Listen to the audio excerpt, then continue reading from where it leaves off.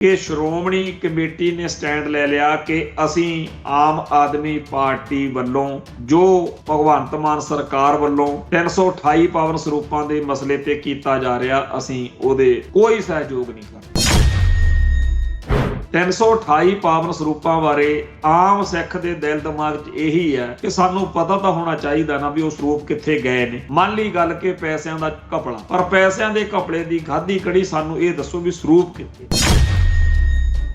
ਹੁਣ ਇਹਦਾ ਆਪਣੇ ਤੌਰ ਤੇ ਜੋ ਇਹ ਮਰਜ਼ੀ ਕਹੀ ਜਾਣ, ਪਰ ਦੁਨੀਆ 'ਚ ਪ੍ਰਭਾਵ ਇਹੀ ਜਾ ਰਿਹਾ ਕਿ ਪੰਜਾਬ ਸਰਕਾਰ ਵੱਲੋਂ, ਪੁਲਿਸ ਵੱਲੋਂ ਇਸ ਕੇਸ ਦੀ ਪੜਤਾਲ ਤੋਂ ਸ਼੍ਰੋਮਣੀ ਕਮੇਟੀ ਜਾਂ ਬਾਦਲ ਦਲ ਪੂਰੀ ਤਰ੍ਹਾਂ ਚਾਲੂ ਆ। ਜਿਵੇਂ ਕੋਈ ਡਰ ਹੋਵੇ, ਜਿਵੇਂ ਕੋਈ ਖੌਫ ਹੋਵੇ ਕਿ ਜੇਕਰ ਇਹ ਜਾਂਚ ਅੱਗੇ ਵਧੀ ਤਾਂ ਗੜਬੜ ਹੋ ਸਕਦੀ ਹੈ। ਪਰ ਜੇਕਰ ਸਤਿੰਦਰ ਸਿੰਘ ਕੋਹਲੀ ਨੇ ਕੋਈ ਉੱਥੋਂ ਪੁਲਿਸ ਦੀ ਹਿਰਾਸਤ ਵਿੱਚ ਪੱਤੇ ਨਵੇਂ ਖੋਲ ਦਿੱਤੇ, ਜਾਂ ਇਸ ਮਸਲੇ ਤੇ ਕੁਝ ਹੋਰ ਜੇ ਨਾ ਵੀ ਹੋਵੇ, ਜਿਹੜਾ ਲੋਕਾਂ 'ਚ ਪ੍ਰਭਾਵ ਜਾਂਦਾ, ਜੋ ਨੈਰੇਟਿਵ ਜਾਂਦਾ ਕਿ ਜੀ ਹੈ ਤਾਂ ਬਹੁਤ ਕੁਛ ਆ ਇਸ ਮਾਮਲੇ ਤੇ, ਪਰ ਇਹ ਸਹਿਯੋਗ ਨਹੀਂ ਕਰਦੇ ਤੇ ਇਸ ਕਰਕੇ ਗੱਲ ਸਾਹਮਣੇ ਸੱਚਾਈ ਨਹੀਂ ਆ ਰਹੀ, ਇਹ ਗੱਲ ਦਾ ਵੀ ਬਾਦਲ ਧੜੇ ਨੂੰ ਨੁਕਸਾਨ ਹੀ ਹੋਣਾ ਤੇ ਇਹਦਾ ਫਾਇਦਾ ਜਿਹੜਾ ਹੈਗਾ ਉਹ ਫੇਰ ਆਮ ਆਦਮੀ ਪਾਰਟੀ ਨੂੰ ਹੋਊਗਾ ਕਿ ਅਸੀਂ ਤਾਂ ਜੀ 328 ਸਰੂਪਾਂ ਦੇ ਮਾਮਲੇ 'ਚ ਅਸਲ ਦੋਸ਼ੀਆਂ ਨੂੰ ਸਜ਼ਾਵਾਂ ਵੀ ਨਹੀਂ ਦਿਵਾ ਸਕੇ ਕਿਉਂਕਿ ਸ਼੍ਰੋਮਣੀ ਕਮੇਟੀ ਨੇ ਸਹਿਯੋਗ ਨਹੀਂ ਕੀਤਾ। ਟੀਵੀ 84 ਉੱਤੇ ਪ੍ਰੋਗਰਾਮ ਖਬਰ ਦੀ ਖਬਰ ਦੇਖ ਰਿਹਾ ਹੈ ਸਾਰੇ ਦਰਸ਼ਕਾਂ ਨੂੰ ਮੈਂ ਸਰਬਜੀਤ ਸਿੰਘ ਘੁਮਾਣ ਫਤਿਹ ਅਰਜ ਕਰਦਾ ਜੀ। ਵਾਹਿਗੁਰੂ ਜੀ ਕਾ ਖਾਲਸਾ, ਵਾਹਿਗੁਰੂ ਜੀ ਕੀ ਫਤਿਹ।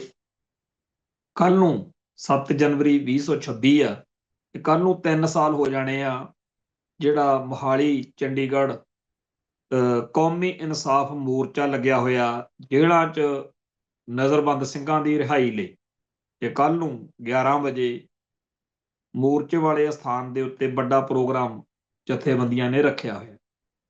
ਗੱਲ ਇਹ ਆ ਕਿ ਪਿਛਲੇ 3 ਸਾਲ ਤੋਂ ਇਹ ਮੋਰਚਾ ਲੱਗਿਆ ਹੋਇਆ, ਪਰ ਮੋਰਚੇ ਦਾ ਅਸਰ ਨਾ ਤਾਂ ਪੰਜਾਬ 'ਚ, ਨਾ ਦਿੱਲੀ ਵਾਲਿਆਂ ਤੇ, ਨਾ ਕਿਸੇ ਤੇ ਹੋਰ ਪੈ ਰਿਹਾ। ਜਿਵੇਂ ਸਿੱਖਾਂ ਨੂੰ ਇਹ ਜਚਾਇਆ ਜਾ ਰਿਹਾ ਹੋਵੇ ਕਿ ਕਲਪੀ ਜਾਓ, ਪਿੱਟੀ ਜਾਓ, ਚਾਹੇ ਅਦਾਲਤਾਂ 'ਚ, ਚਾਹੇ ਪਾਰਲੀਮੈਂਟ 'ਚ ਰੌਲਾ ਪਾ ਲਓ, ਜੋ ਮਰਜ਼ੀ ਕਰ ਲਓ, ਤੁਹਾਡੀ ਕੋਈ ਸੁਣਵਾਈ ਨਹੀਂ ਹੋਣੀ। ਚਾਹੇ ਤੁਹਾਡੀ ਗੱਲ ਬਿਲਕੁਲ ਜਾਇਜ਼ ਆ ਕਿ ਜੇਲ੍ਹਾਂ 'ਚ ਨਜ਼ਰਬੰਦ ਸਿੰਘਾਂ ਦੀ ਰਿਹਾਈ ਬਣਦੀ ਹੈ, ਜਾਓ ਅਸੀਂ ਨਹੀਂ ਕਰਦੇ। ਜਿਵੇਂ ਅਮਿਤ ਸ਼ਾਹ ਨੇ ਪਾਰਲੀਮੈਂਟ ਵਿੱਚ ਪੂਰੇ ਜਾਹੋ ਜਲਾਲ ਨਾਲ ਗਰਜ ਕੇ ਕਿਹਾ ਸੀ ਵੀ ਨਹੀਂ ਛੱਡਣਾ ਸੀ ਭਾਈ ਰਾਜੋਆਣੇ ਨੂੰ।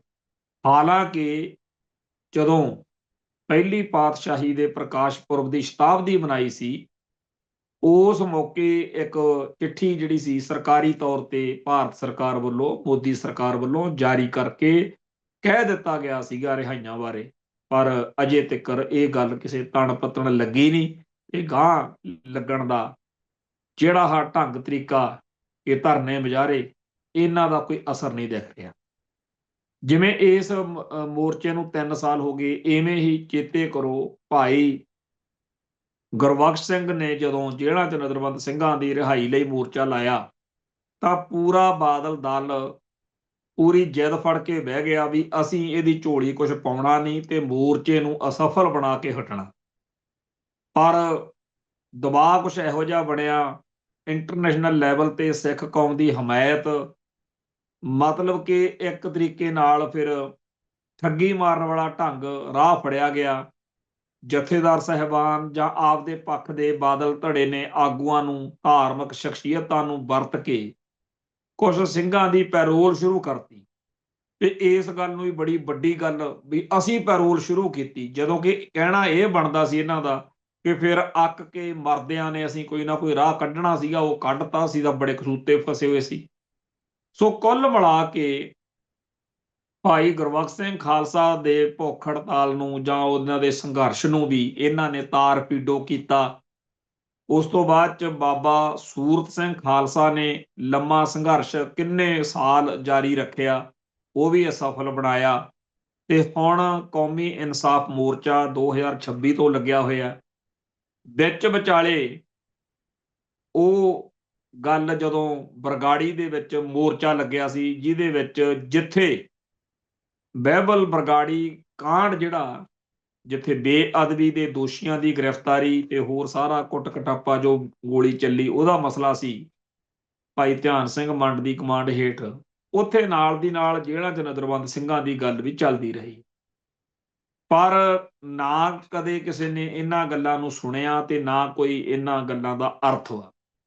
ਹਾਂ, ਇਹ ਜ਼ਰੂਰ ਆ ਵੀ ਜਦੋਂ ਹੁਣ ਸੱਤਾ ਤੋਂ ਬਾਹਰ ਆਏ ਨੇ ਬਾਦਲ ਦਲ ਵਾਲੇ, ਉਦੋਂ ਤੋਂ ਸ਼੍ਰੋਮਣੀ ਕਮੇਟੀ ਰਾਹੀਂ ਸ਼ੋਸ਼ੇ ਜਿਹੇ ਜ਼ਰੂਰ ਛੱਡਣ ਲੱਗ ਗਏ ਆ।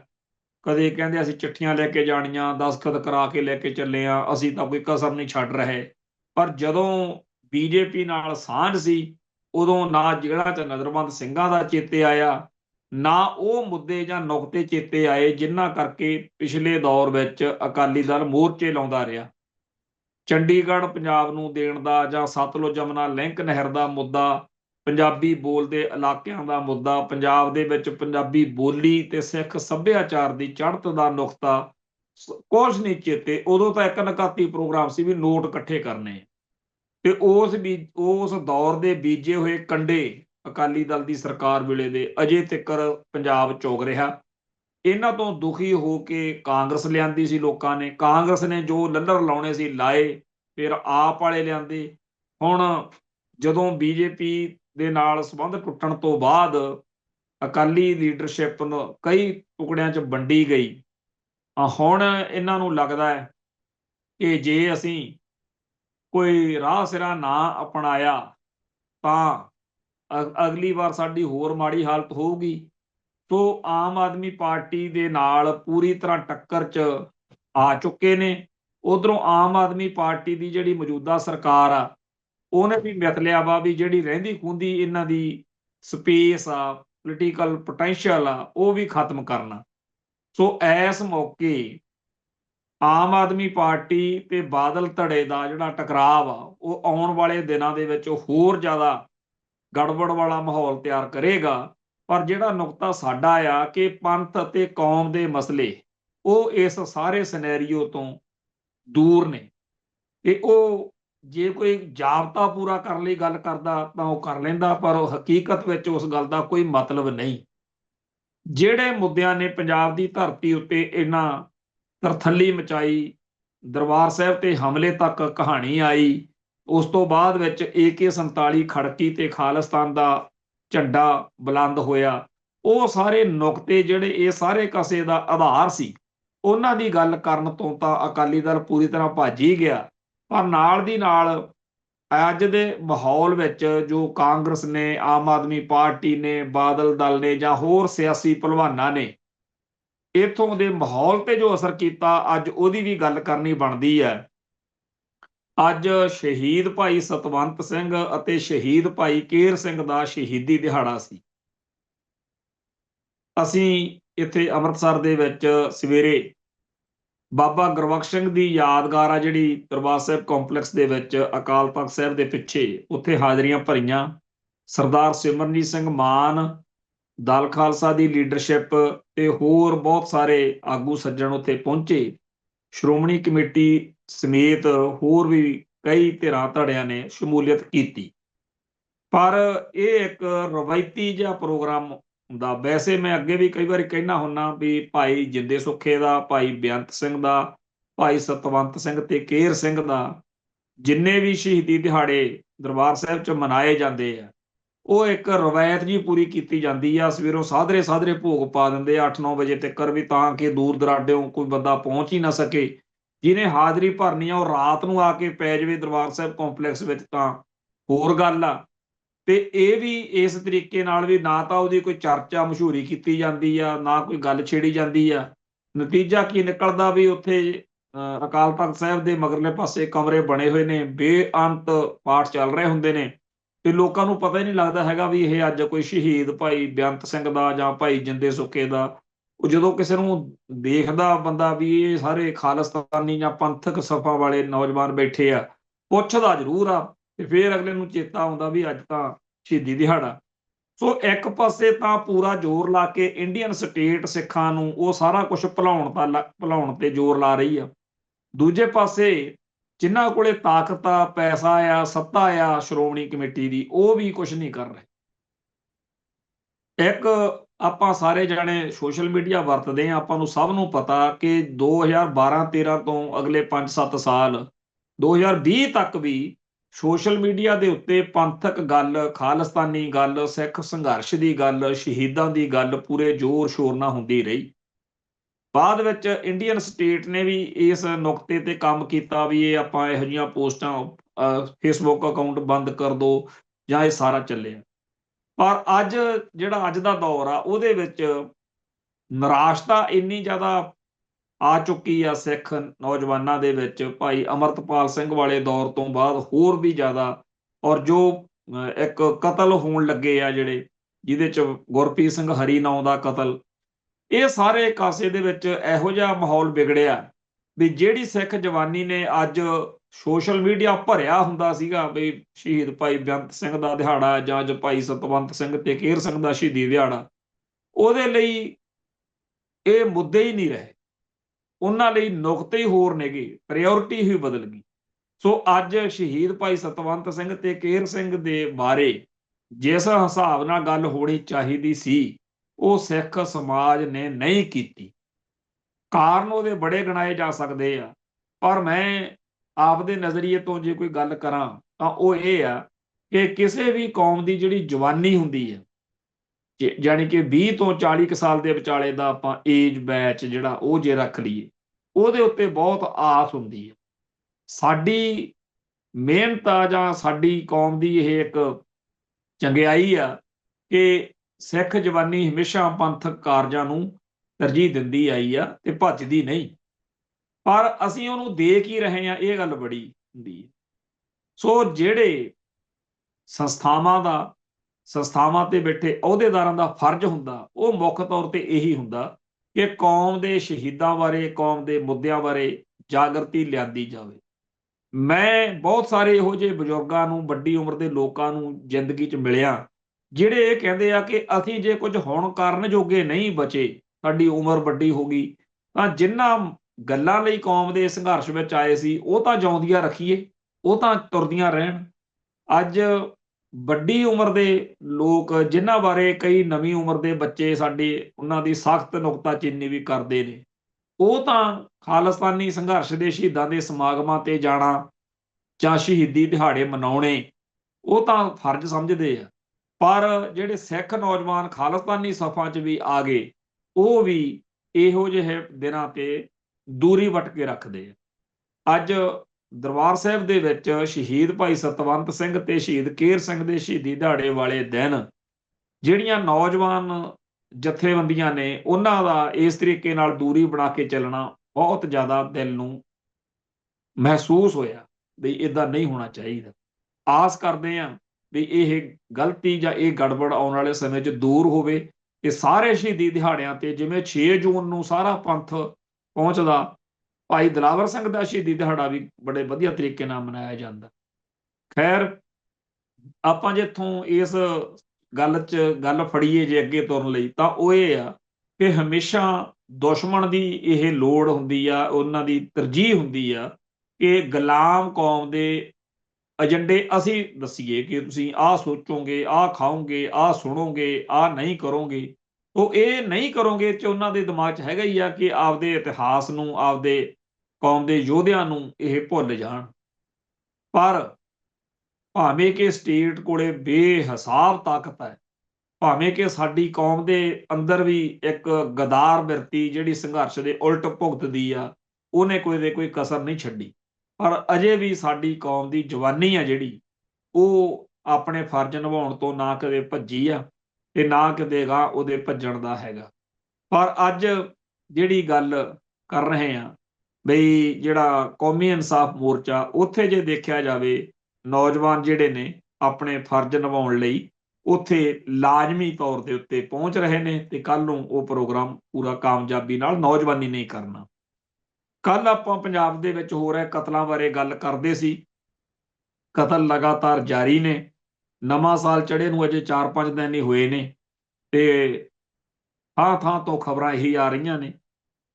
ਅੱਜ ਇਹ ਖਬਰ ਮਿਲੀ ਆ ਵੀ ਭਿੱਖੀ ਪਿੰਡ ਦੇ ਇਲਾਕੇ 'ਚ ਪੂਲੇ ਪਿੰਡ ਕੋਲੇ ਜਿਹੜਾ ਇੱਕ ਪੁਲਿਸ ਮੁਕਾਬਲਾ ਹੋਇਆ, ਜਿਹਦੇ ਵਿੱਚ ਜਿਹੜਾ ਸਰਪੰਚ ਜਰਮਲ ਸਿੰਘ ਆ, ਉਸ ਮਾਮਲੇ ਦੇ ਵਿੱਚ ਇੱਕ ਰੈਕੀ ਕਰਨ ਵਾਲਾ ਮੁੰਡਾ ਜਿਹੜਾ ਸੀ ਵੀ ਉਹ ਮਾਰਿਆ ਗਿਆ। ਤੇ ਹਰਨੂਰ ਸਿੰਘ ਵਾਸੀ ਕੱਥੂ ਨੰਗਲ ਉਹਦਾ ਨਾਮ ਦੱਸਿਆ ਗਿਆ।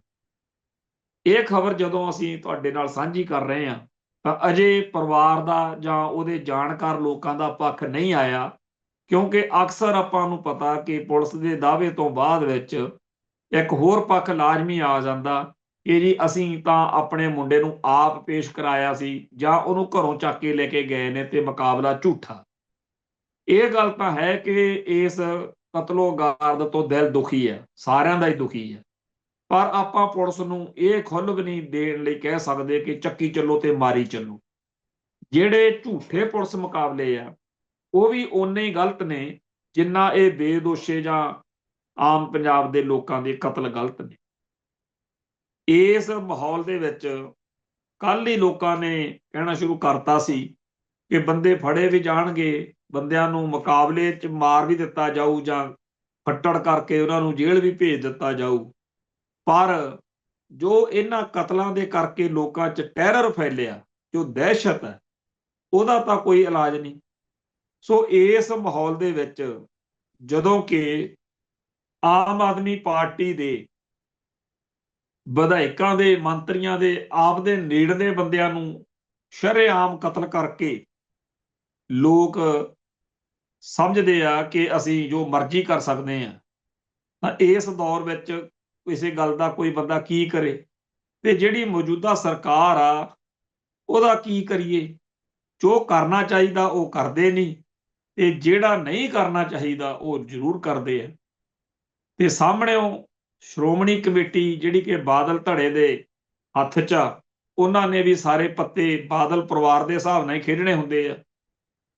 ਇਹ ਗੱਲ ਪਿਛਲੇ ਕਈ ਦਿਨਾਂ ਤੋਂ ਚਰਚਾ 'ਚ ਆ, ਆਪਾਂ ਵੀ ਇੱਥੇ ਚਰਚਾ ਕੀਤੀ ਆ ਕਿ 328 ਪਾਵਨ ਸਰੂਪਾਂ ਦੇ ਮਾਮਲੇ ਵਿੱਚ ਜੋ ਸਪੈਸ਼ਲ ਇਨਵੈਸਟੀਗੇਸ਼ਨ ਟੀਮ ਬਣਾ ਕੇ ਮੁਕੱਦਮਾ ਦਰਜ ਕਰਕੇ ਹਾਈ ਕੋਰਟ ਦੇ ਆਦੇਸ਼ਾਂ ਅਨੁਸਾਰ ਆਮ ਆਦਮੀ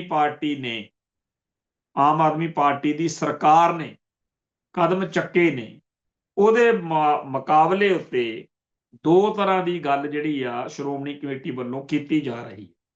ਭਾਵੇਂ ਕਿ ਸਤਿੰਦਰ ਸਿੰਘ ਕੋਹਲੀ ਸੀਏ ਦੀ ਗ੍ਰਿਫਤਾਰੀ ਵੀ ਹੋ ਗਈ, ਇੱਕ ਹੋਰ ਗ੍ਰਿਫਤਾਰੀ ਵੀ ਹੋ ਚੁੱਕੀ ਆ ਤੇ ਬਾਕੀਆਂ ਦੇ ਬਾਰੇ ਵੀ ਜਿਹੜੇ ਉਹ ਦੋਸ਼ੀ ਅਕਾਲ ਤਖਤ ਸਾਹਿਬ ਵਾਲੀ ਟੀਮ ਨੇ, ਕਮੇਟੀ ਨੇ ਦੱਸੇ ਆ, ਉਹਨਾਂ ਨੂੰ ਸੰਮਣ ਜਾ ਰਹੇ ਨੇ ਜਾਂ ਕਈ ਅਦਾਲਤਾਂ 'ਚ ਫਿਰਦੇ ਆ।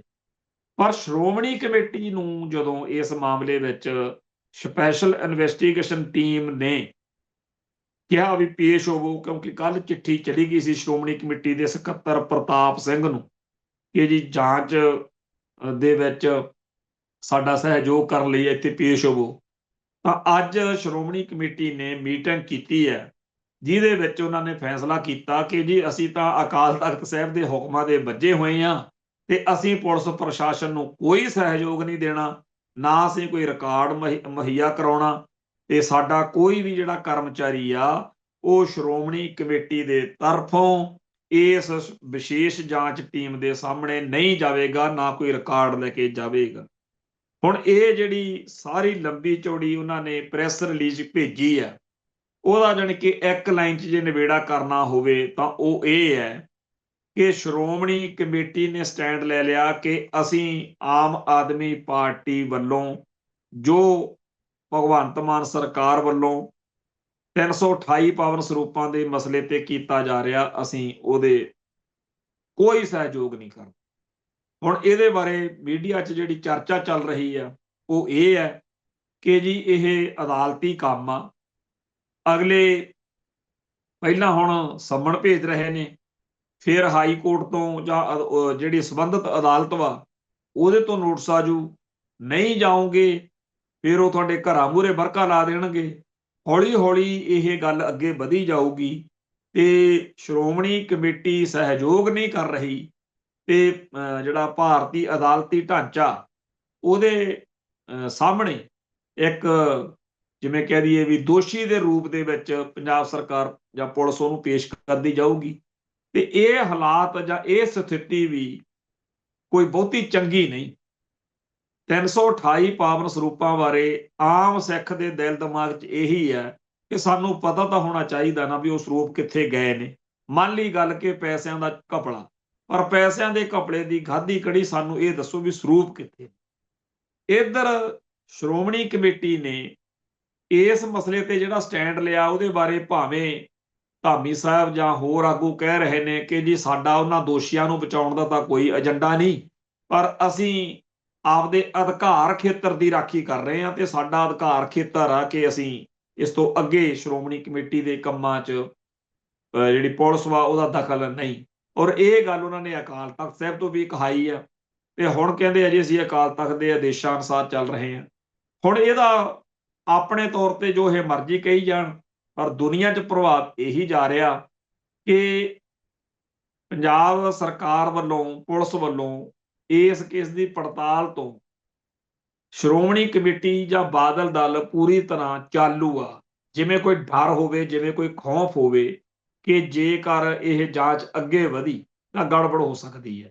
ਪਰ ਜੇਕਰ ਸਿਕੰਦਰ ਸਿੰਘ ਕੋਹਲੀ ਨੇ ਹੀ ਕੋਈ ਉੱਥੋਂ ਪੁਲਿਸ ਦੀ ਹਿਰਾਸਤ ਵਿੱਚ ਪੱਤੇ ਨਵੇਂ ਖੋਲ ਦਿੱਤੇ ਜਾਂ ਇਸ ਮਸਲੇ ਤੇ ਕੁਝ ਹੋਰ ਜੇ ਨਾ ਵੀ ਹੋਵੇ, ਜਿਹੜਾ ਲੋਕਾਂ 'ਚ ਪ੍ਰਭਾਵ ਜਾਂਦਾ, ਜੋ ਨੈਰੇਟਿਵ ਜਾਂਦਾ ਕਿ ਜੀ ਹੈ ਤਾਂ ਬਹੁਤ ਕੁਛ ਆ ਇਸ ਮਾਮਲੇ ਤੇ, ਪਰ ਇਹ ਸਹਿਯੋਗ ਨਹੀਂ ਕਰਦੇ ਤੇ ਇਸ ਕਰਕੇ ਗੱਲ ਸਾਹਮਣੇ ਸੱਚਾਈ ਨਹੀਂ ਆ ਰਹੀ, ਇਹ ਗੱਲ ਦਾ ਵੀ ਬਾਦਲ ਧੜੇ ਨੂੰ ਨੁਕਸਾਨ ਹੀ ਹੋਣਾ ਤੇ ਇਹਦਾ ਫਾਇਦਾ ਜਿਹੜਾ ਹੈਗਾ ਉਹ ਫਿਰ ਆਮ ਆਦਮੀ ਪਾਰਟੀ ਨੂੰ ਹੋਊਗਾ ਕਿ ਅਸੀਂ ਤਾਂ ਜੀ 328 ਸਰੂਪਾਂ ਦੇ ਮਾਮਲੇ 'ਚ ਅਸਲ ਦੋਸ਼ੀਆਂ ਨੂੰ ਸਜ਼ਾਵਾਂ ਵੀ ਨਹੀਂ ਦਿਵਾ ਸਕੇ ਕਿਉਂਕਿ ਸ਼੍ਰੋਮਣੀ ਕਮੇਟੀ ਨੇ ਸਹਿਯੋਗ ਨਹੀਂ ਕੀਤਾ। ਅਗਲਾ ਜਿਹੜਾ ਇਹਦੇ ਨਾਲ ਜੁੜਿਆ ਹੀ ਨੁਕਤਾ ਇਹ ਹੈ ਕਿ ਜਿਵੇਂ ਭਗਵੰਤ ਮਾਨ ਨੂੰ ਸੱਦਿਆ ਗਿਆ, ਤਲਬ ਕੀਤਾ ਗਿਆ 15 ਤਰੀਕ ਨੂੰ ਤੇ ਉਹਨੇ ਕਹਿ ਵੀ ਦਿੱਤਾ ਕਿ ਮੈਂ ਅਕਾਲ ਤਖਤ ਸਾਹਿਬ ਤੇ ਆਵਾਂਗਾ, ਉਹਦੇ ਬਾਰੇ ਬਹੁਤ ਕੁਝ ਕੱਲ ਤੋਂ ਹੁਣ ਤੱਕ ਹੋ ਚੁੱਕਿਆ, ਵਾਪਰ ਚੁੱਕਿਆ। ਸਿੱਖ ਵਿਦਵਾਨਾਂ ਦਾ ਇਹਦੇ ਉੱਤੇ ਇਹ ਵੀ ਕਹਿਣਾ ਹੈ ਕਿ ਪਹਿਲੀ ਗੱਲ ਤਾਂ ਇਸ ਸੱਦਾ ਪੱਤਰ 'ਚ ਜਿਹੜਾ ਤਲਬ ਕਰਨ ਵਾਲਾ ਪ੍ਰਵਾਨਾ ਹੈ ਉਹਦੇ 'ਚ ਲਿਖਿਆ ਹੋਇਆ ਕਿ ਕਿਉਂਕਿ ਤੁਸੀਂ ਸਾਬਤ ਸੂਰਤ ਅੰਮ੍ਰਿਤਧਾਰੀ ਸਿੱਖ ਤਾਂ ਹੈ ਨਹੀਂਗੇ, ਜਿਵੇਂ ਫਿਰ ਤੁਹਾਨੂੰ ਅਕਾਲ ਤਖਤ ਸਾਹਿਬ ਦੀ ਫਸੀਲ ਤੇ ਨਹੀਂ ਸੱਦਿਆ ਜਾ ਸਕਦਾ, ਤੁਹਾਨੂੰ ਸਕੱਤਰੇਤ 'ਚ ਸੱਦਿਆ ਜਾਊਗਾ ਕਿਉਂਕਿ ਤੁਸੀਂ ਜਿਹੜਾ ਹੈਗਾ ਪਤਤ ਹੋ। ਪਰ ਪਤਤ ਤਾਂ ਉਹ ਹੁੰਦਾ ਜਿਹੜਾ ਅੰਮ੍ਰਿਤਧਾਰੀ ਹੋਵੇ ਤੇ ਮੁੜ ਕੇ ਉਹ ਬਜਰ ਕਰਾਇਤਾਂ ਕਰ ਲਵੇ ਤੇ ਪਤਤ ਸਿੱਖ ਹੋ ਗਿਆ, ਤੇ ਭਗਵੰਤ ਮਾਨ ਪਤਤ ਨਹੀਂ ਹੈ। ਦੂਸਰੀ ਗੱਲ ਇਹ ਹੈ ਕਿ ਕੀ ਆਮ ਮਾਮਲਿਆਂ ਦੇ ਵਿੱਚ ਹਰ ਇੱਕ ਮਾਮਲਾ ਸਕੱਤਰ ਦੇ ਵਿੱਚ ਨਹੀਂ ਸੁਣਿਆ ਜਾਂਦਾ ਤੇ ਭਗਵੰਤ ਮਾਨ ਲਈ ਕਿਹੜਾ ਪਹਿਲੀ ਵਾਰ ਸਕੱਤਰੇਤ 'ਚ ਕੋਈ ਮਾਮਲਾ ਵਿਚਾਰਿਆ ਜਾਣਾ, ਇਹ ਗੱਲ ਕਿਵੇਂ ਵੱਖਰੀ ਹੋ ਗਈ ਬਾਕੀਆਂ ਨਾਲੋਂ। ਤੀਜਾ ਨੁਕਤਾ ਇਹ ਕਿ ਸ਼੍ਰੋਮਣੀ ਗੁਰਦੁਆਰਾ ਪ੍ਰਬੰਧਕ ਕਮੇਟੀ ਤੇ ਬਾਦਲ ਧੜੇ ਦਾ ਜਿਹੜਾ 328 ਪਾਵਨ ਸਰੂਪਾਂ ਵਾਲੇ ਮਸਲੇ ਤੇ ਨੁਕਸਾਨ ਹੋ ਰਿਹਾ ਨੈਰੇਟਿਵ ਦੇ ਰਾਹੀਂ, ਇਸ ਮਸਲੇ ਉੱਤੇ 328 ਸਰੂਪਾਂ ਵਾਲੇ ਮਸਲੇ ਦਾ ਕਾਊਂਟਰ ਸਮਝਿਆ ਜਾ ਰਿਹਾ। ਲੋਕ ਇਹ ਮੰਨਦੇ ਆ ਕਿ ਜਥੇਦਾਰ ਅਕਾਲ ਤਖਤ ਦੇ ਰਾਹੀਂ ਇਹ ਨੁਕਤੇ ਖੜੇ ਕਰਕੇ ਕਿ ਜੀ ਅਸੀਂ ਤੁਹਾਡੀ ਇੱਕ ਵੀਡੀਓ ਦੇਖੀ ਆ ਜਿਹਦੇ ਵਿੱਚ ਤੁਸੀਂ ਪਿਸ਼ਾਬ ਕਰ ਰਹੇ ਹੋ ਫੋਟੋਆਂ ਵੱਲ, ਧਾਰਮਿਕ ਫੋਟੋਆਂ ਵੱਲ, ਜਾਂ ਤੁਸੀਂ ਸ਼ਰਾਬ ਦੇ ਤੁਣਕੇ ਜੇ ਦਿੰਦੇ ਫਿਰਦੇ ਹੋ, ਛਿੱਟਾ ਦਿੰਦੇ ਫਿਰਦੇ ਹੋ, ਤੇ ਜੇ ਉਹ ਵੀਡੀਓ ਸੱਚੀ ਨਿਕਲੀ ਪਰ ਤੁਸੀਂ ਗੋਰਖ ਬਾਰੇ ਬੋਲਿਆ ਜਾਂ ਤੁਸੀਂ, ਇਹ ਗੱਲ ਤਾਂ ਵਾਕਿਆ ਹੀ ਸਾਰਿਆਂ ਦੇ ਦਿਲ ਨੂੰ ਦੁਖੀ ਕਰਦੀ ਹੈ ਕਿ ਜਿਸ ਤਰੀਕੇ ਦੇ ਲਹਿਜੇ ਨਾਲ ਭਗਵੰਤ ਮਾਨ ਸਿੱਖ ਰਵਾਇਤਾਂ ਬਾਰੇ, ਗੁਰੂ ਕੇ ਲੰਗਰ ਬਾਰੇ, ਜਾਂ ਗੋਲਕ ਬਾਰੇ ਜਾਂ ਹੋਰ ਚੀਜ਼ਾਂ ਬਾਰੇ ਜਿਵੇਂ ਬੋਲਣ ਦਾ ਅੱਜ ਕੱਲ੍ਹ ਰਿਵਾਜ ਚੱਲਦਾ, ਤੇ ਭਗਵੰਤ ਮਾਨ ਜਦੋਂ ਏਦਾਂ ਬੋਲਦਾ ਉਹ ਬਹੁਤ ਮਾੜਾ, ਤਹਿਜੀਬ ਦੇ ਪੱਧਰ ਤੇ ਤਾਂ ਮਾੜਾ ਹੀ ਹੈ। ਪਰ ਕੱਲਾ ਭਗਵੰਤ ਮਾਨ ਹੀ ਕਿਉਂ, ਹੁਣ ਤਾਂ ਪਿਛਲੇ ਜੇ ਦੌਰ ਤੋਂ ਦੇਖ ਰਹੇ ਹਾਂ ਵੀ ਬੇਜ਼ਾਬਤਾ ਹੀ ਕੰਮ ਹੋਇਆ ਪਿਆ। ਅਸਲ ਵਿੱਚ ਇੱਕ ਵਕਤ ਉਹ ਸੀ ਜਦੋਂ ਸੰਸਥਾਵਾਂ ਦਾ ਸਤਿਕਾਰ ਹੁੰਦਾ ਸੀ ਤੇ ਸੰਸਥਾਵਾਂ ਦੇ ਅਹੁਦੇਦਾਰ, ਜਥੇਦਾਰ ਤੇ ਪ੍ਰਧਾਨ ਸਾਹਿਬਾਨ, ਉਹਨਾਂ ਦਾ ਵੀ ਇੱਕ ਆਪਦਾ ਹੀ ਔਰਾ ਹੁੰਦਾ ਸੀ ਤੇ ਲੋਕ ਸਤਿਕਾਰ ਕਰਦੇ ਸੀ। ਉਸ ਮੌਕੇ ਕਿਸੇ ਦੇ ਖਿਲਾਫ ਬੋਲਣ ਤੋਂ ਪਹਿਲਾਂ ਥੋੜਾ ਜਿਹਾ ਬੰਦੇ ਨੂੰ ਝਿਜਕ ਹੋ ਜਾਂਦੀ ਸੀ। ਪਰ ਬੀਤੇ ਦੌਰ ਦੇ ਵਿੱਚ ਪਿਛਲੇ 25-30 ਸਾਲ 'ਚ ਜਦੋਂ ਤੋਂ ਜਥੇਦਾਰ ਟੌੜਾ ਚੜ੍ਹਾਈ ਕਰ ਗਏ, ਸ਼੍ਰੋਮਣੀ ਕਮੇਟੀ ਦੇ ਪ੍ਰਧਾਨ ਸਾਹਿਬਾਨ ਤੇ ਅਕਾਲ ਤਖਤ ਸਾਹਿਬ ਦੇ ਜਥੇਦਾਰ ਸਾਹਿਬਾਨ ਸਮੇਤ ਹੋਰ ਬਹੁਤ ਸਾਰੇ ਅਹੁਦੇ ਉਹਨਾਂ ਲੋਕਾਂ ਨੂੰ ਬਾਦਲ ਧੜੇ ਨੇ ਬਿਠਾਇਆ ਜਿਹੜੇ ਅਹੁਦੇਦਾਰ ਉੱਡੇ ਵੱਡੇ ਕੱਦ ਦੇ ਹੀ ਸਾਬਤ ਨਹੀਂ ਹੋਏ। ਭਾਵੇਂ ਇਹਦੇ ਲਈ ਬਾਦਲ ਧੜੇ ਦੀ ਆਪਦੀਆਂ ਲੋੜਾਂ ਸੀ, ਪਰ ਇਹਨਾਂ ਨੇ ਉਸ ਹਲਕੇ ਕਿਰਦਾਰ ਵਾਲੇ ਬੰਦਿਆਂ ਨੂੰ ਅਹੁਦਿਆਂ ਤੇ ਬਿਠਾ ਕੇ ਪੂਰੀ ਸੰਸਥਾ ਦਾ ਹੀ ਜਿਵੇਂ ਕਹਿ ਦਈਏ ਵੀ ਘਟਾ ਵਾਲੀ ਗੱਲ ਕਰ। ਨਤੀਜਾ ਇਹ ਨਿਕਲਿਆ ਕਿ ਅੱਜ ਦੀ ਤਰੀਕ ਵਿੱਚ ਸੰਸਥਾਵਾਂ ਦੇ ਖਿਲਾਫ ਬੋਲਣ ਵੇਲੇ ਜਾਂ ਇਹਨਾਂ ਅਹੁਦੇਦਾਰਾਂ ਦੇ ਖਿਲਾਫ ਬੋਲਣ ਵੇਲੇ ਬਹੁਤ ਸਾਰੇ ਲੋਕ ਬੇਲਗਾਮ ਹੋ ਰਹੇ। ਬਹੁਤ ਸਾਰੇ ਲੋਕ ਨੇ, ਪਰ ਮੈਂ ਤਾਂ ਸਾਬਕਾ ਜਥੇਦਾਰ ਰਹੇ ਭਾਈ ਰਣਜੀਤ ਸਿੰਘ ਦੀ ਗੱਲ ਤੇ ਹੀ ਹੈਰਾਨ ਆ। ਜਿੰਨਾ ਤਲਖ ਭੈੜਾ ਤੇ ਪੂਰਾ ਤਿੱਖਾ ਉਹ ਬੋਲ ਰਹੇ ਨੇ। ਹੁਣ ਵੀ ਜਿਹੜਾ ਆਹ ਚੱਲਿਆ ਮਸਲਾ ਉਹਦੇ ਚ ਬਾਰ-ਬਾਰ ਵੰਗਾਰ ਜੇ ਰਹੇ ਨੇ ਕਿ ਇਹਦੇ ਜਥੇਦਾਰ ਸਾਹਿਬ ਨੂੰ ਕਹਿੰਦੇ ਆ ਕਿ ਮੈਨੂੰ ਸੱਦ ਜੇ ਤੂੰ ਆਏ ਆ ਤੇ ਉਹ ਆ।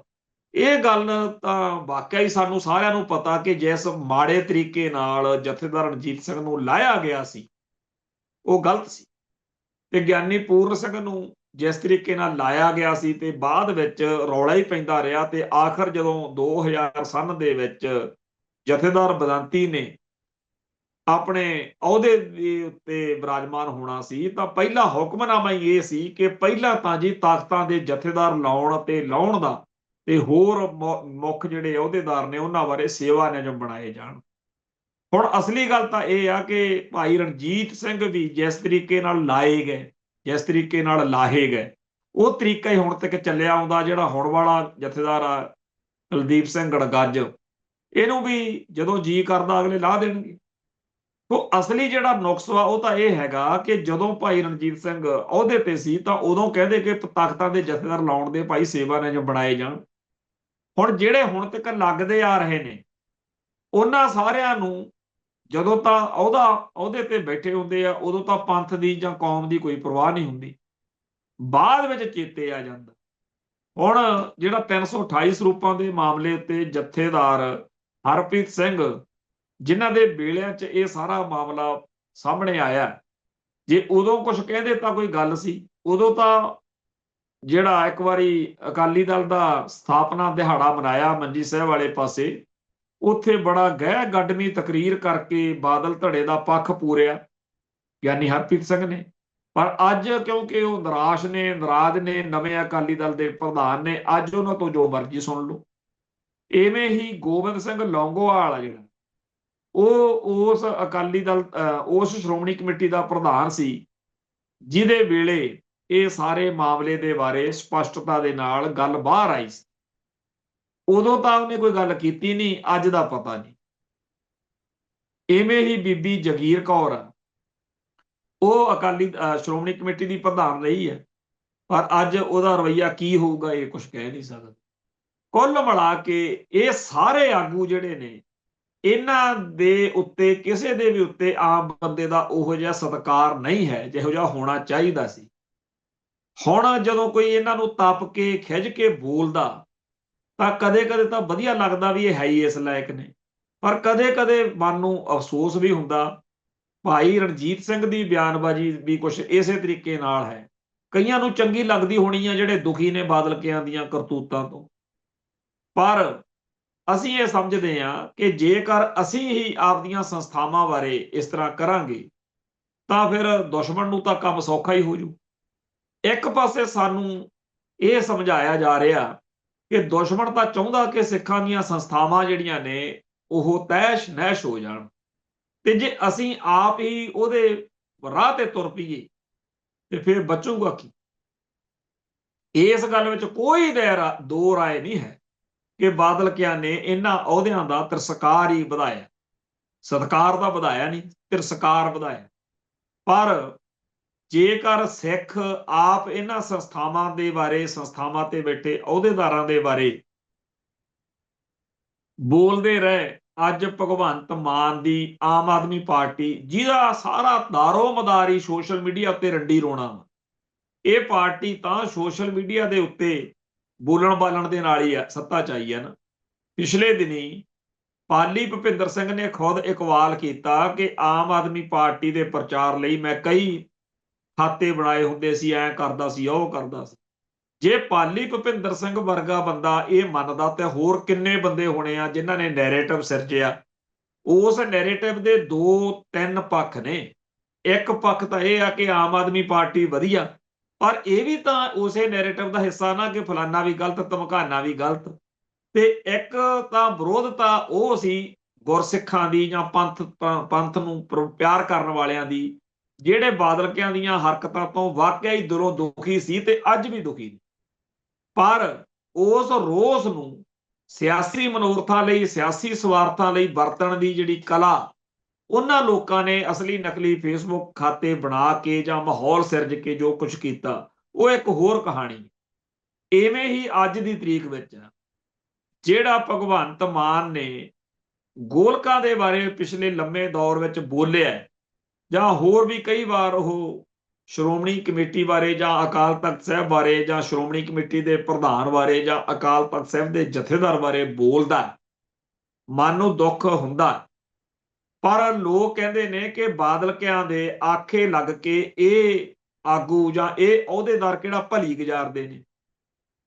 ਹੁਣ ਇਸ ਮਾਹੌਲ ਦੇ ਵਿੱਚ ਜਦੋਂ ਵਿਦਵਾਨਾਂ 'ਚ ਚਰਚਾ ਛਿੜੀ ਹੋਈ ਆ ਕਿ ਅਸਲ ਵਿੱਚ ਨਾ ਤਾਂ ਉਹ ਅੰਮ੍ਰਿਤਧਾਰੀ ਰਿਹਾ ਵਾ ਕਦੇ ਕਿ ਉਹ ਪਤਿਤ ਹੋ ਗਿਆ ਹੋਵੇ ਭਗਵੰਤ ਮਾਨ, ਉਹ ਆਪਦੇ ਆਪ ਨੂੰ ਕਲੇਮ ਕਰਦਾ। ਇਹ ਨੁਕਤਾ ਸਮਝਣ ਦੀ ਲੋੜ ਆ ਕਿ ਭਾਰਤ ਦੇ ਵਿੱਚ ਕਾਨੂੰਨ ਬਣਾ ਕੇ ਬਕਾਇਦਾ ਹਾਈ ਕੋਰਟ, ਸੁਪਰੀਮ ਕੋਰਟ ਤੱਕ ਲੜਾਈ ਲੜ ਕੇ ਸਿੱਖ ਦੀ ਜਿਹੜੀ ਡੈਫੀਨੇਸ਼ਨ ਇਹਨਾਂ ਨੇ ਪ੍ਰਵਾਨ ਕਰਵਾਈ ਆ ਅਕਾਲੀਆਂ ਨੇ, ਉਹ ਸਿੱਧੀ ਆ ਵੀ ਅੰਮ੍ਰਿਤਧਾਰੀ ਗੁਰਸਿੱਖ ਜਿਹੜਾ ਹੈ ਉਹ ਹੁੰਦਾ ਵਾ, ਜਾਂ ਘੱਟੋ ਘੱਟ ਸਾਬਤ ਸੂਰਤ ਹੁੰਦਾ ਸਿੱਖ। ਤੇ ਜਿਹੜੇ ਹੋਣ ਮੋਨ ਜਾਂ ਪਤਤ ਨੇ ਜਾਂ ਮੂੰਹ ਸਿਰ ਮੁੰਨੀ ਫਿਰਦੇ ਆ, ਉਹ ਸਾਰੇ ਤਾਂ ਫਿਰ ਸਿੱਖੀ ਦੇ ਦਾਇਰੇ ਚੋਂ ਹੀ ਬਾਹਰ ਨੇ। ਸੋ ਜੇਕਰ ਅੰਮ੍ਰਿਤਧਾਰੀਆਂ ਨੂੰ ਜਾਂ ਸਾਬਤ ਸੂਰਤ ਲੋਕਾਂ ਨੂੰ ਹੀ ਸਿੱਖ ਮੰਨਣਾ, ਤਾਂ ਫਿਰ ਭਗਵੰਤ ਮਾਨ ਹੈ ਕਿਹੜੀ ਕੈਟਾਗਰੀ 'ਚ? ਫਿਰ ਤਾਂ ਉਹ ਆਪਦੀ ਮਰਜ਼ੀ ਆ ਵੀ ਉਹ ਆਵੇ ਜਾਂ ਨਾ ਆਵੇ। ਉਦਾਂ ਤਾਂ ਮਰਿਆਦਕ ਪੱਖ ਤੋਂ, ਸਿਧਾਂਤਕ ਪੱਖ ਤੋਂ ਤਾਂ ਅਕਾਲ ਤਖਤ ਸਾਹਿਬ ਉਹਨੂੰ ਕਿਸੇ ਵੀ ਤਰੀਕੇ ਨਾਲ ਸਾਮਣ ਨਹੀਂ ਕਰ ਸਕਦਾ। ਪਤਤ ਨੂੰ ਵੈਸੇ ਨਹੀਂ ਸੱਦ ਸਕੀਦਾ, ਅੰਮ੍ਰਿਤਧਾਰੀ ਉਹ ਹੈ ਹੀ ਨਹੀਂ, ਤੇ ਹੁਣ ਰਿਹਾ ਕੀ ਆ ਪਿੱਛੇ। ਖੈਰ, ਪਿਛਲੇ 15-20 ਦਿਨ ਤੋਂ ਉਹ ਦਮ ਗੱਜੇ ਮਾਰ ਰਿਹਾ ਸੀ ਕਿ ਮੈਨੂੰ ਸੱਦੋ ਜੇ ਜ਼ਰੂਰਤ ਵਾ, ਮੈਂ ਚੱਕੂ ਫੱਟੇ ਉੱਥੇ। ਉਦੋਂ ਵੀ ਬੁਰਾ ਲੱਗਿਆ ਸੀ।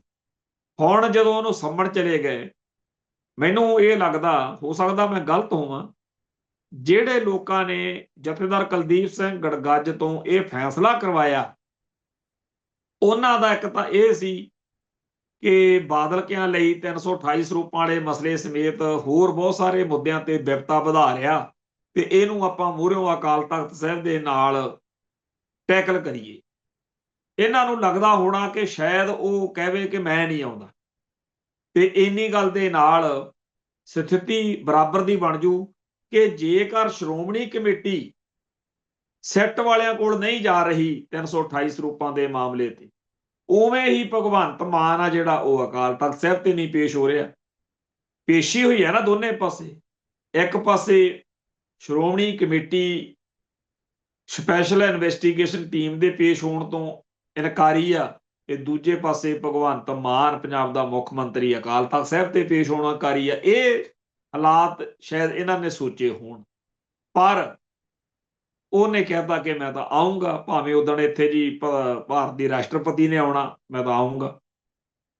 ਤੇ ਅਗਲੀ ਗੱਲ ਇਹ ਹੈਗੀ ਆ ਕਿ ਹੁਣ ਆਮ ਲੋਕਾਂ 'ਚ ਚਰਚਾ ਇਹ ਛਿੜੀ ਹੋਈ ਆ ਕਿ ਜਿੰਨਾ ਕੂੜ ਪ੍ਰਚਾਰ, ਜਿੰਨਾ ਰੰਡੀ ਰੋਣਾ, ਜਿੰਨਾ ਬੋਲ ਬਰਾਰਾ ਬਾਦਲ ਸੈਨਾ ਕਰ ਸਕਦੀ ਹੈ, ਬਹੁਤ ਕਰ ਸਕਦੀ ਹੈ, ਪਰ ਅਕਾਲ ਤਖਤ ਸਾਹਿਬ ਦੇ ਮਸਲੇ 'ਚ ਤਾਂ ਇਹ, ਜਾਂ ਕੌਮੀ ਮਸਲਿਆਂ 'ਚ ਤਾਂ ਕਦੇ ਬੋਲੇ ਹੀ ਨਹੀਂ। ਔਰ ਇਹ ਗੱਲ ਦੀ ਗਰੰਟੀ ਤਾਂ ਹਰੇਕ ਬੰਦਾ ਦਿੰਦਾ ਵੀ ਜੇ ਬਾਦਲ ਦਲ ਦੇ ਆਗੂਆਂ ਨੂੰ ਜਾਂ ਸੋਸ਼ਲ ਮੀਡੀਆ IT ਸੈੱਲ ਨੂੰ ਕੋਈ ਕਵੇ ਕਿ ਸਾਹਿਬ ਸ੍ਰੀ ਗੁਰੂ ਗ੍ਰੰਥ ਸਾਹਿਬ ਦੇ ਸਰੂਪਾਂ ਦੀ ਬੇਅਦਬੀ ਹੋ ਗਈ, ਉਹਨਾਂ ਲਈ ਕੋਈ ਮੈਟਰ ਨਹੀਂ ਹੈ ਮਸਲਾ। ਪਰ ਜੇਕਰ ਸੁਖਬੀਰ ਬਾਦਲ ਦੀ ਗੱਲ ਆ, ਫੇਰ ਚੱਕ ਦਿੰਦੇ ਆ ਫੱਟੇ। ਮਤਲਬ ਇਹ ਲੋਕ ਬਾਦਲ ਪਰਿਵਾਰ ਦੇ ਦੁੱਖ ਨੂੰ ਦੁੱਖ ਮੰਨਦੇ ਆ, ਕੌਮ ਦੇ ਦੁੱਖ ਨੂੰ ਦੁੱਖ ਨਹੀਂ ਮੰਨਦੇ। ਹੁਣ ਇਸ ਮੌਕੇ ਇੱਕ ਪਾਸੇ ਤਾਂ ਇਹ ਚਰਚਾ ਛਿੜੀ ਹੋਈ ਆ, ਔਰ ਸਹੀ ਚਰਚਾ ਹੈ, ਕਿ ਆਮ ਆਦਮੀ ਪਾਰਟੀ ਨੇ ਪਲੱਸ ਪੰਜਾਬ ਦੀ ਸਰਕਾਰ ਨੇ ਕੋਈ ਹਰਬਾ ਨਹੀਂ ਛੱਡਣਾ ਮਾਹੌਲ ਸਿਰਜਣ ਦੇ ਲਈ ਕਿ ਜੀ ਸਾਡੇ ਨਾਲ ਬੜਾ ਧੱਕਾ ਹੋ ਰਿਹਾ, ਸਾਨੂੰ ਅਕਾਲ ਤਖਤ ਸਾਹਿਬ ਦਾ ਜਿਹੜਾ ਰੁਤਬਾ ਉਹਦੇ ਰਾਹੀਂ ਡਰਾਇਆ ਜਾ ਰਿਹਾ, ਸਾਨੂੰ ਘੇਰਿਆ ਜਾ ਰਿਹਾ, ਪਰ ਅਸੀਂ ਦੇਖੋ ਜੀ ਜਾ ਰਹੇ ਹਾਂ ਇਸ ਤਰ੍ਹਾਂ ਦੀ ਗੱਲ। ਦੂਜੇ ਪਾਸੇ ਬਾਦਲ ਦਲ ਨੇ ਅਕਾਲ ਤਖਤ ਸਾਹਿਬ ਦੇ ਜਥੇਦਾਰ ਦੀ ਹਮਾਇਤ ਵਿੱਚ ਕੱਖ ਨਹੀਂ ਜੇ ਕਰਨਾ, ਤੇ ਜਦੋਂ ਆਮ ਸਿੱਖ ਨੂੰ ਇਹ ਮਹਿਸੂਸ ਹੁੰਦਾ ਕਿ ਅਕਾਲ ਤਖਤ ਸਾਹਿਬ ਨੂੰ, ਅਕਾਲ ਤਖਤ ਸਾਹਿਬ ਦੇ ਜਥੇਦਾਰ ਨੂੰ ਕੌਮ ਦੇ ਹੋਰ ਮਸਲਿਆਂ ਮੁੱਦਿਆਂ ਦੇ ਉੱਤੇ ਤਹਿਜੀਬ ਤੋਂ ਦੂਰ ਰਹਿ ਕੇ ਮਾੜੀਆਂ ਭੈੜੀਆਂ ਗੱਲਾਂ ਕੀਤੀਆਂ ਜਾ ਰਹੀਆਂ ਨੇ, ਤਾਂ ਉਹ ਬੜਾ ਔਖਾ ਮਹਿਸੂਸ ਕਰਦਾ। ਸੋ ਅਸੀਂ ਇਹ ਦੇਖ ਰਹੇ ਹਾਂ ਕਿ ਮਸਲਾ ਜਿਹੜਾ ਹੈ ਉਹ ਇੰਨਾ ਗੰਭੀਰ ਹੁੰਦਾ ਜਾ ਰਿਹਾ, ਇੱਕ ਤਰੀਕੇ ਦੀ ਇਹ ਖਾਨਾ ਜੰਗੀ ਆ ਵੱਧ ਰਹੀ। ਇਹ ਠੀਕ ਆ ਕਿ ਫਿਜ਼ੀਕਲ ਨਹੀਂ ਹੈ, ਪਰ ਮਾਨਸਿਕ ਤੌਰ ਦੇ ਉੱਤੇ ਬਹੁਤ ਸੰਤਾਪ ਭੋਗਣਾ ਪੈ ਰਿਹਾ। ਜਿੰਨੇ ਸੋਸ਼ਲ ਮੀਡੀਆ ਦੇ ਉੱਤੇ ਜਾਂ ਹੋਰ ਇੱਧਰ ਉੱਧਰ ਡਿਸਕਸ਼ਨ ਹੋ ਰਹੀਆਂ ਨੇ, ਉੱਥੇ ਇੱਕ ਤਾਂ ਚਲੋ ਧੜਿਆਂ ਨਾਲ ਵੱਜੇ ਲੋਕ ਹੁੰਦੇ ਨੇ, ਪਰ ਜਿਹੜੇ ਕੌਮ ਦਾ ਪੱਖ ਰੱਖ ਕੇ ਗੱਲ ਸੋਚਣ ਵਾਲੇ ਲੋਕ ਹੁੰਦੇ ਨੇ, ਉਹਨਾਂ ਦਾ ਦਰਦ ਜਿਹੜਾ ਹੈ ਉਹਦੀ ਕੋਈ ਥਾਂ ਨਹੀਂ ਪਾਈ ਜਾ ਸਕਦੀ। ਬਹੁਤ ਔਖ ਮਹਿਸੂਸ ਹੋ ਰਹੀ ਹੈ ਕਿ ਇਹ ਸਿਆਸੀ ਝਮੇਲੇ ਨੇ। ਆਮ ਆਦਮੀ ਪਾਰਟੀ ਤੇ ਬਾਦਲ ਧੜੇ ਦੇ ਜਿਹੜੇ ਰੌਲੇ ਗੋਲੇ ਨੇ, ਉਹਦੇ ਵਿੱਚ ਬਾਦਲ ਧੜੇ ਨੇ ਤਾਂ ਅਕਾਲ ਤਖਤ ਸਾਹਿਬ ਤੇ ਸ਼੍ਰੋਮਣੀ ਕਮੇਟੀ ਰਾਹੀਂ ਆਪਦੀ ਸਿਆਸਤ ਅੱਗੇ ਵਧਾਉਣੀ ਹੈ, ਤੇ ਉਹਨਾਂ ਨੇ ਕਿਹਾ ਵੀ ਆਪਾਂ ਜੀ ਫਿਰ ਧਾਰਮਿਕ ਮੁੱਦਿਆਂ ਦੇ ਰਾਹੀਂ, ਜਿਵੇਂ ਉਹਨਾਂ ਨੂੰ ਕਹਿੰਦੇ ਰਹੇ ਸਾਰੇ ਜਾਣੇ, ਪਰ ਉਹ ਨਹੀਂ ਹਟੇ। ਆ ਜਿਹੜੀ ਸ਼ਤਾਬਦੀ ਮੌਕੇ ਵੀ ਅਸੀਂ ਤਾਂ ਜੀ ਐ ਕਰਾਂਗੇ, ਉਹ ਕਰਾਂਗੇ। ਹੁਣ ਇੱਕ ਤਰੀਕੇ ਨਾਲ ਅਕਾਲ ਤਖਤ ਸਾਹਿਬ ਦੇ ਸਨਮੁਖ ਜੋ ਆ ਸਾਰਾ ਚੱਲ ਰਿਹਾ ਕਿ ਫਲਾਨਾ ਪੇਸ਼ ਹੋਵੇ, ਧਮਕਾਨਾ ਪੇਸ਼ ਹੋਵੇ, ਬੇਸ਼ੱਕ ਉਹਨਾਂ ਆਗੂਆਂ ਦੀਆਂ ਗਲਤੀਆਂ ਵੀ ਹੁੰਦੀਆਂ ਨੇ, ਪਰ ਲੋਕ ਕਹਿੰਦੇ ਆ ਜਿੰਨੀ ਜਿਹੜੀ ਤਲਖੀ ਜਾਂ ਤਲਵੀ ਦਾ ਸਾਰਾ ਇਹ ਸਿਸਟਮ ਹੁਣ ਚੱਲ ਰਿਹਾ, ਬਈ ਬਾਦਲ ਧੜੇ ਨੇ ਜਦੋਂ ਗਲਤੀਆਂ ਕੀਤੀਆਂ ਹੁੰਦੀਆਂ, ਉਦੋਂ ਨਹੀਂ ਅਕਾਲ ਤਖਤ ਸਾਹਿਬ ਐਉਂ ਰਿਐਕਟ ਕਰਦਾ। ਚੇਤੇ ਕਰੋ ਕਿ ਸਰਦਾਰ ਪ੍ਰਕਾਸ਼ ਸਿੰਘ ਬਾਦਲ ਤੋਂ ਲੈ ਕੇ ਕਿਹੜਾ ਅਕਾਲੀ ਲੀਡਰ ਵਾ ਜਿਹਨੇ ਸਿੱਖ ਰਹਿਤ ਮਰਿਆਦਾ ਦੀਆਂ ਧੱਜੀਆਂ ਨਾ ਉਡਾਈਆਂ ਹੋਣ। RSS ਨਾਲ ਤਾਲਮੇਲ ਰੱਖਣ ਤੋਂ ਇਲਾਵਾ ਡੇਰੇ ਸਰਸੇ, ਡੇਰੇ ਬਿਆਸ ਤੇ ਸਿੱਖੀ ਦੇ ਹਰੇਕ ਦੁਸ਼ਮਣ ਨਾਲ ਸਾਂਝ ਕਿਹਨੇ ਰੱਖੀ? ਸਿੱਖੀ ਦੇ ਉਲਟ ਚੱਲਣ ਵਾਲੇ ਜਿੰਨੇ ਸੰਸਥਾਨ ਨੇ, ਡੇਰੇ ਨੇ ਜਾਂ ਹੋਰ ਅਦਾਰੇ ਨੇ, ਉਹਨਾਂ ਸਭ ਨੂੰ ਸਰਪ੍ਰਸਤੀ ਕਿਹਨੇ ਦਿੱਤੀ? ਕੀ ਲੋਕ ਭੁੱਲ ਸਕਦੇ ਆ ਵੀ ਕਿਵੇਂ ਬਾਦਲ ਪਰਿਵਾਰ ਦੇ ਹਰ ਬਾਦਲ ਧੜੇ ਦੇ ਆਗੂ ਨੇ ਹਵਨ ਕੀਤੇ, ਲਾਲ ਚੁੰਨੀਆਂ ਲੈ ਕੇ ਜੈ ਮਾਤਾ ਦੀ ਗਾਇਆ, ਤੇ ਜਿੰਨੇ ਕੰਮ ਸਿੱਖ ਰਹਿਤ ਮਰਿਆਦਾ 'ਚ ਲਿਖੇ ਹੋਏ ਨੇ ਵੀ ਸਿੱਖ ਨੇ ਨਹੀਂ ਕਰਨੇ, ਉਹ ਕਰਕੇ BJP ਨੂੰ, RSS ਨੂੰ ਖੁਸ਼ ਕੀਤਾ ਤੇ ਸਿੱਖਾਂ ਨੂੰ ਜਲੀਲ ਕੀਤਾ। ਉਹ ਸਾਰੇ ਕਾਸੇ ਬਾਰੇ ਨਾ ਅਕਾਲ ਤਖਤ ਸਾਹਿਬ ਨੇ ਕਦੇ ਪਹਿਲਾਂ ਤੇ ਨਾ ਅੱਜ ਕੋਈ ਗੱਲ ਕੀਤੀ। ਇਸ ਗੱਲ ਦੇ ਉੱਤੇ ਲੋਕਾਂ ਦੇ ਵਿੱਚ ਬਹੁਤ ਜ਼ਿਆਦਾ ਇਤਰਾਜ਼ ਰਿਹਾ ਹੈ, ਪਰ ਨਾ ਉਦੋਂ ਅਕਾਲ ਤਖਤ ਸਾਹਿਬ ਬੋਲਿਆ ਤੇ ਨਾ ਅੱਜ ਬੋਲਿਆ। ਤੇ ਅੱਜ ਜਦੋਂ ਜਿਹੜੇ ਬਿਲਕੁਲ ਜਾਇਜ਼ ਕਾਰਨਾਂ ਕਰਕੇ ਆਮ ਆਦਮੀ ਪਾਰਟੀ ਦੇ ਆਗੂਆਂ ਨੂੰ ਅਕਾਲ ਤਖਤ ਸਾਹਿਬ ਤੇ ਸੰਮਣ ਕੀਤਾ ਜਾਂਦਾ, ਤੇ ਉਦੋਂ ਲੋਕਾਂ ਦਾ ਇਹ ਕਹਿਣਾ ਕਿ ਜੀ ਗਿਆਨੀ ਕੁਲਦੀਪ ਸਿੰਘ ਗੜਗੱਜ ਨੂੰ ਲਾਇਆ ਹੀ ਇਸ ਕਰਕੇ ਹੈ ਕਿ ਤੂੰ ਚੱਕੀ ਚੱਲ ਫੱਟੇ। ਪਰ ਇਹ ਜਿਹੜਾ ਮਾਹੌਲ ਆ, ਇਹ ਸਾਡੇ ਕੌਮ ਦੇ ਬੱਚਿਆਂ ਦੇ ਮਨਾਂ ਤੇ ਕੀ ਅਸਰ ਪਾ ਰਿਹਾ, ਇਹਦੇ ਉੱਤੇ ਗੱਲ ਕਰਨੀ ਬਣਦੀ ਹੈ। ਬਹੁਤ ਹੀ ਜ਼ਿਆਦਾ ਨੈਗੇਟਿਵਿਟੀ ਫੈਲ ਰਹੀ ਹੈ, ਔਰ ਇਹ ਜਿਹੜੀ ਨਾਵਾਚਕਤਾ, ਇਹਨੂੰ ਹੋਰ ਜ਼ਿਆਦਾ ਵਧਾਉਣ ਲਈ, ਹੋਰ ਜ਼ਿਆਦਾ ਇਹਨੂੰ ਹਵਾ ਦੇਣ ਲਈ ਕੋਈ ਕਸਰ ਨਹੀਂ ਛੱਡੀ ਜਾ ਰਹੀ। ਮੈਂ ਗਿਆਨੀ ਜਥੇਦਾਰ ਰਣਜੀਤ ਸਿੰਘ ਦੀ ਗੱਲ ਕਰਕੇ ਹਟਿਆ, ਪਰ ਹੋਰ ਬੜੇ ਆ, ਕਿਹਦਾ ਨਾਂ ਲਈਏ, ਕੋਈ ਪਰਵਾਹ ਨਹੀਂ। ਸੰਸਥਾਵਾਂ ਦੀ ਜਾਂ ਅਹੁਦਿਆਂ ਦੀ ਜਿਸ ਤਰੀਕੇ ਨਾਲ ਤੌਹੀਨ ਕੀਤੀ ਜਾ ਰਹੀ ਹੈ, ਜਿਸ ਤਰੀਕੇ ਨਾਲ ਭੱਦੇ ਤੋਂ ਭੱਦੇ ਕਮੈਂਟ ਕੀਤੇ ਜਾ ਰਹੇ ਨੇ, ਇਹ ਸਾਰੇ ਕਾਸੇ ਦੇ ਕਰਕੇ ਇੱਕ ਇਹੋ ਜਿਹੀ ਇੰਡਸਟਰੀ ਵੀ ਪੈਦਾ ਹੋ ਗਈ ਹੈ। ਜਿਹੜੇ ਆ YouTube ਚੈਨਲਾਂ ਵਾਲੇ ਨੇ, ਨਾ ਤਾਂ ਵਿਚਾਰਿਆਂ ਨੂੰ ਸਮਝ ਆ, ਨਾ ਉਹਨਾਂ ਨੂੰ ਇਹ ਪਤਾ ਵੀ ਸਾਡੀ ਜਾਣਕਾਰੀ ਗਲਤ ਆ, ਨਾ ਉਹਨਾਂ ਨੂੰ ਇਹ ਪਤਾ ਵੀ ਸਾਡੀਆਂ ਗੱਪਾਂ ਜਿਹੜੀਆਂ ਨੇ, ਇਹਨਾਂ ਦਾ ਪੰਥ ਨੂੰ, ਕੌਮ ਨੂੰ ਕੀ ਫਰਕ ਪੈਂਦਾ। ਆਪਦੇ ਪ੍ਰੋਗਰਾਮਾਂ ਦੇ ਵਿੱਚ ਹਲਕੇ ਕਿਰਦਾਰ ਦੇ ਉਹ ਬੰਦਿਆਂ ਨੂੰ ਲੈ ਆਉਂਦੇ ਆ ਜਿਨ੍ਹਾਂ ਨੂੰ ਨਾ ਸਿੱਖ ਇਤਿਹਾਸ ਦਾ ਪਤਾ, ਨਾ ਸਿੱਖ ਫਲਸਫੇ ਦਾ ਪਤਾ, ਤੇ ਉਹ ਜਾਣੀ ਕਿ ਐਉਂ ਲੱਗਦਾ ਕਿ 95% ਵਿਵਾਦ ਆ ਜਿਹੜੇ ਉਹ ਤਾਂ ਇਹਨਾਂ ਲੋਕਾਂ ਕਰਕੇ ਪੰਜਾਬ ਦੇ ਵਿੱਚ ਪੰਥ 'ਚ ਪਏ ਹੋਏ ਨੇ। ਸੋਸ਼ਲ ਮੀਡੀਆ ਦੇ YouTube ਚੈਨਲਾਂ ਦੇ ਕਰਕੇ ਆ ਜਿਹੜਾ ਝਮੇਲਾ ਹੁਣ ਪਿਆ ਹੋਇਆ ਵੀ ਨਾ ਤਾਂ ਜੱਸੀ ਗੁਰਦਾਸਪੁਰੀਏ ਨੇ ਕੀਰਤਨ ਕੀਤਾ ਸੀ ਤੇ ਨਾ ਕੋਈ ਇਹੋ ਜਿਹੀ ਗੱਲ ਸੀ, ਪਰ ਉਹ ਗੱਲ ਭਗਵੰਤ ਮਾਨ ਦੀ ਪੇਸ਼ੀ ਤੱਕ ਆ ਗਈ ਤੇ ਅੱਜ ਫੇਰ ਯਾਦਵਿੰਦਰ ਕਰਫਿਊ ਜਿਹੜਾ ਸੀ ਉਹ ਜੱਸੀ ਗੁਰਦਾਸਪੁਰੀਏ ਨੂੰ ਲਈ ਬੈਠਾ ਸੀ। ਉਹ ਕਹਿ ਰਿਹਾ ਵੀ ਮੈਂ ਨਹੀਂ ਚਾਹੁੰਦਾ ਹੈਗਾ ਕਿ ਅਕਾਲ ਤਖਤ ਸਾਹਿਬ ਵਾਲੇ ਮਸਲੇ ਤੇ ਕੋਈ ਮੈਂ ਹੋਰ ਗੱਲ ਕਰਾਂ, ਪਰ ਉਹਦੀ ਪੂਰੀ ਮਨਸ਼ਾ ਸੀ ਕਿ ਕੋਈ ਨਾ ਕੋਈ ਲਾਂਬੂ ਲਾਉਣ ਵਾਲੀ ਗੱਲ ਅੱਗੇ ਵਧੇ। ਕੁੱਲ ਮਿਲਾ ਕੇ ਸਿੱਖਾਂ ਨੂੰ, ਸਿੱਖ ਕੌਮ ਨੂੰ ਆ ਜਿਹੜੀਆਂ ਪਹਿਲੋਂ ਚੱਲ ਰਹੀਆਂ ਧਿਰਾਂ ਧੜੇ ਜਥੇਬੰਦੀਆਂ ਸੰਸਥਾਵਾਂ ਨੇ, ਇਹਨਾਂ ਨੇ ਪੂਰੀ ਤਰ੍ਹਾਂ ਨਿਰਾਸ਼ ਕੀਤਾ ਹੋਇਆ ਤੇ ਕੌਮ ਦੀ ਜਵਾਨੀ ਆ ਜਿਹੜੀ ਉਹਦੇ ਸਾਹਮਣੇ ਕੁਛ ਨਹੀਂ ਹੈ। ਕੁਛ ਨਾ ਕੁਛ ਹੋਣਾ ਚਾਹੀਦਾ ਜਿਹਦੇ ਨਾਲ ਪੰਥ ਨੂੰ, ਕੌਮ ਨੂੰ ਸੇਧ ਮਿਲੇ ਤੇ ਇਸ ਖਲਜਗਣ ਦੇ ਵਿੱਚੋਂ ਨਿਕਲੀਏ। ਜਿਹੋ ਜਿਹੀ ਨਿਰਾਸ਼ਤਾ ਤੇ ਜਿਹੋ ਜਿਹਾ ਮਾਹੌਲ ਇਹ ਬਣ ਰਿਹਾ, ਇਹਦੇ ਵਿੱਚ ਸਾਡੀ ਮੰਜ਼ਿਲ ਆ ਜਿਹੜੀ ਖਾਲਿਸਤਾਨ, ਉਹਦੇ ਵੱਲ ਵਧਣਾ ਵੀ ਸਾਨੂੰ ਔਖਾ ਹੋਏਗਾ। ਸੋ ਸਾਡੇ ਸਾਰਿਆਂ ਨੂੰ ਇਹ ਬੜਾ ਜ਼ਰੂਰੀ ਆ ਕਿ ਸੱਚੇ ਪਾਤਸ਼ਾਹ ਕਿਰਪਾ ਕਰਨ ਕਿ ਖਾਲਿਸਤਾਨ ਦੇ ਵੱਲ ਸਾਡਾ ਜਿਹੜਾ ਸਫ਼ਰ ਆ ਉਹ ਹੋਰ ਜ਼ਿਆਦਾ ਸਾਬਤ ਕਦਮੀ ਨਾਲ ਤੁਰ ਸਕੇ, ਵੱਧ ਸਕੇ। ਇੱਥੇ ਸਮਾਪਤੀ ਕਰਦੇ ਹਾਂ, ਫਿਰ ਮਿਲਾਂਗੇ ਜੀ।